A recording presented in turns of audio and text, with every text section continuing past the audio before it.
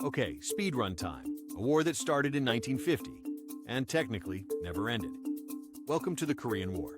I'm Minimus, your tiny history guide. And yes, this one is basically a geopolitical ping-pong match. Quick setup.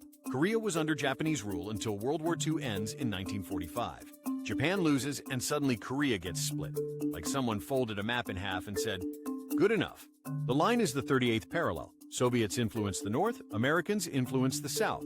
Two new governments pop up, North Korea under Kim Il-sung, South Korea under Syngman Rhee. Both claim they're the real Korea, tensions simmer, and everyone's staring at the border like it owes them money.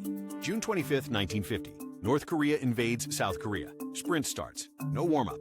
They push fast. South Korea gets squeezed down to a corner called the Pusan Perimeter. The United Nations steps in, mostly U.S. troops, because the Cold War just turned hot.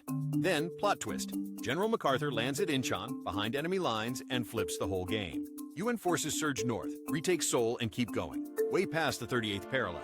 They get close to China's border, and China says, absolutely not, and sends in massive forces. Suddenly, it's reverse speedrun. UN troops get pushed back, Seoul changes hands again. Yes, again. By 1951, the front line stabilizes near where it started. So, 3 years of chaos for a near reset. And then comes the longest boss fight. Negotiations, trench warfare, artillery, and brutal casualties. One huge sticking point. Prisoners of war. Who goes home, who doesn't? Everyone argues for months.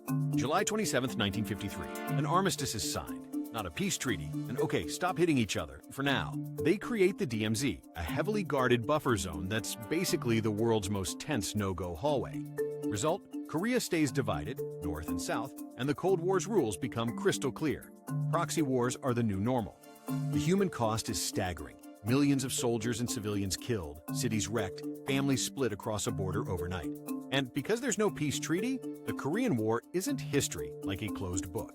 It's a chapter left open on the table. Minimus recap, split after WYU Stru, invasion, UN counterpunch, China counters the counterpunch, then stalemate plus DMZ. If this felt like whiplash, that's because it was. Share this with a friend who thinks history is slow. Next speedrun, the Vietnam War, same Cold War energy, totally different nightmare. Hit subscribe and I'll keep it under 5 minutes.